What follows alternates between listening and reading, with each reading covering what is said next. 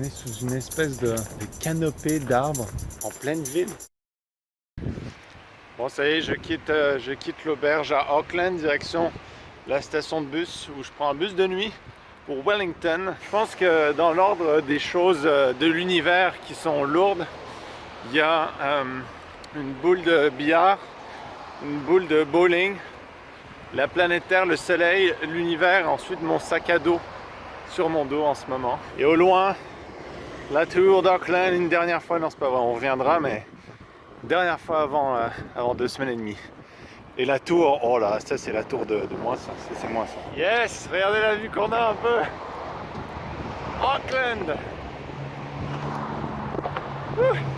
Dernier petit panorama dans la ville avant d'embarquer dans un bus direction Wellington. Astuce pour ceux qui aimeraient voyager, quand c'est possible, essayez de faire vos trajets longue distance la nuit. Non seulement vous évitez de perdre une journée de vacances, mais en plus vous économisez une nuit d'hébergement. 11 heures de bus entre Auckland et Wellington, ça paraît long, mais j'étais encore fatigué du voyage depuis Montréal et avec le décalage horaire, je suis tombé comme une brique dans ma petite couchette. Réveil 1 heure avant d'arriver, juste à temps pour voir le soleil se lever derrière les montagnes et surtout, vous verrez pourquoi plus tard, pour voir le ferry que je devais prendre. Seul petit hic, c'est qu'en attendant, bon, on vient d'arriver à Wellington, mon bateau est dans 7 heures, je sais pas quoi faire, j'ai mon gros sac à dos, je peux pas vraiment me balader.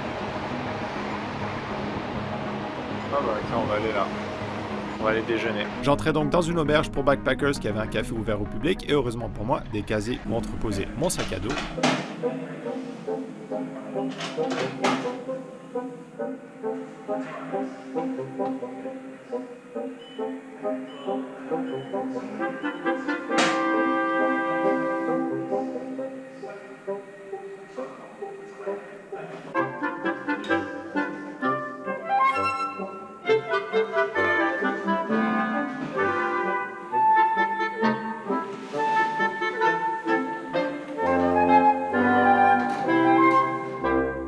Encore aujourd'hui, je pense que c'est le premier défi que j'ai eu à vivre en Nouvelle-Zélande, rentrer mon sac à dos dans le casier. Une fois cette lourde tâche accomplie, petit café fort apprécié avant de me rendre compte que quelque chose clochait.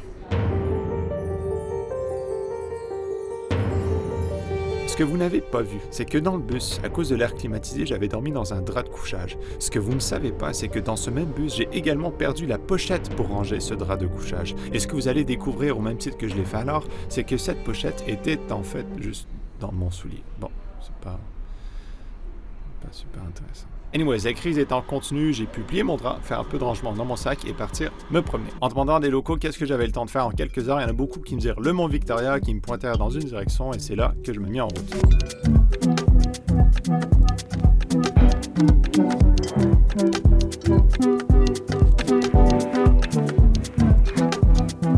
J'étais pas trop sûr de quel chemin prendre, mais tant que ça montait, je savais que je pouvais pas vraiment me tromper. D'ailleurs, c'est comme ça que je fais d'habitude, c'est comme ça que je vous conseille de faire en voyage. Donnez-vous un point de repère et arrangez-vous pour y aller. Sur le chemin, vous allez découvrir des trucs auxquels vous vous attendiez pas, des trucs inusités et des trucs cool. Comme par exemple ce mini belvédère un peu tordu. Ah, et déjà un petit aperçu de ce qui nous attend tout en haut.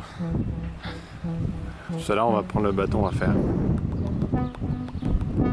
C'est drôle parce que il a fallu qu'on monte 3 petits escaliers, puis tout à coup on est un peu surélevé par rapport au port. Il n'y a plus un seul bruit. On est dans je pense c'est un quartier résidentiel au bas du Mont Victoria, mais c'est tout calme. La montée est un peu plus abrupte que ce que je pensais. Je pense qu'il reste encore 45 minutes de marche, puis je suis déjà en nage. Je vais enlever ça. C'est pas si chaud, mais c'est humide. Ok. Et éventuellement, à force de chercher, je finis par trouver le bon endroit. Ainsi, notre véritable marche débute. Attention, ne pas toucher d'appât ou de carcasse. Les carcasses et les appâts peuvent être toxiques pour les gens et les chiens. Ok.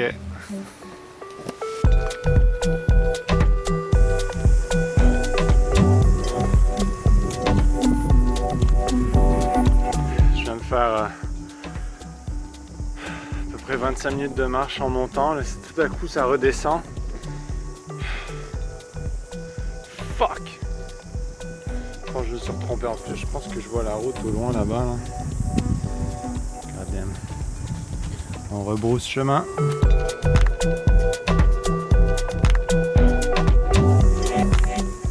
Ok, on est arrivé. Ouf. Au bout d'une petite heure et demie de sentier, ou juste 45 minutes si vous vous perdez pas, vous arrivez sur un petit plateau d'où on peut voir d'un côté le port de Wellington et de l'autre la baie de Fitzroy ainsi que le début du détroit de Cook. En montant quelques marches de plus par contre, non seulement vous croiserez un petit hôtel maori avec un joli background, mais en plus vous aurez véritablement une vue 360 degrés sur la région.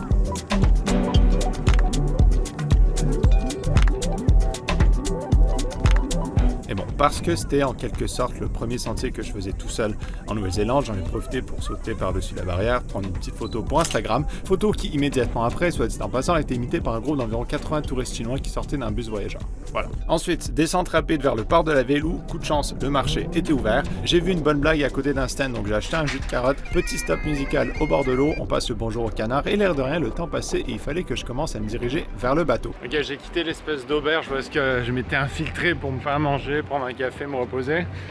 J'ai remis mon sac à dos immense sur le dos, j'ai tellement mal partout. Là, on va au bateau, là. Je suis sous un pont, je trouve pas le bateau. Il n'y a aucune indication depuis 25 minutes.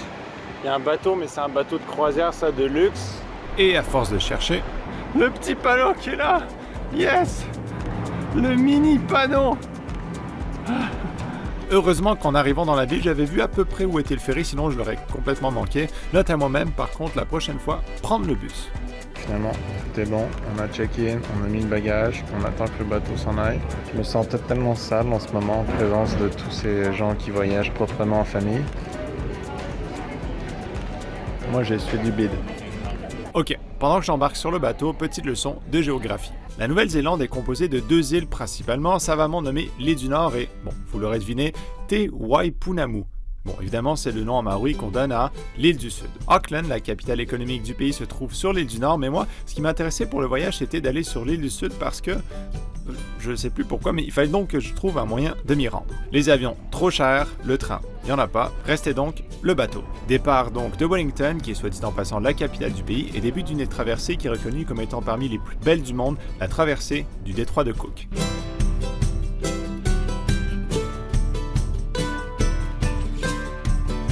La traversée dure un peu plus de 3 heures et pour moi c'était le premier moment déterminant du voyage. C'est là vraiment que je me suis dit, ok, il y a quelque chose de spécial qui va se passer, il y a quelque chose de particulier dans ce pays.